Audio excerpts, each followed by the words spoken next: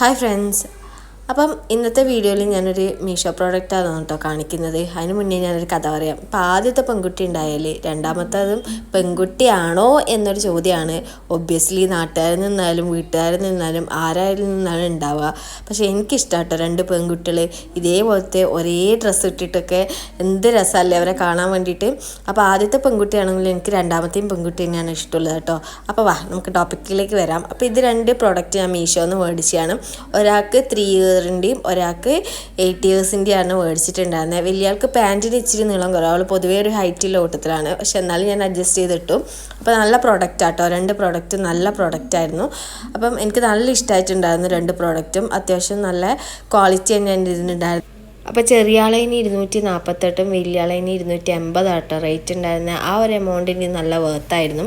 പിന്നെ ദിയമോൾക്കൊരു പാൻറ്റിന് ഹൈറ്റ് കുറവ് മാത്രമേ ഉണ്ടായിരുന്നുള്ളൂ, ബനിയനൊക്കെ ഓക്കെ ആയിരുന്നു. അപ്പോൾ ഇതൊരു നല്ല പ്രോഡക്റ്റ് ആട്ടോ, രണ്ടുപേർക്കും ട്വിന്നായിട്ട് ഇടാൻ വേണ്ടി പറ്റിയിട്ടുള്ള നല്ലൊരു പ്രോഡക്റ്റാണ്.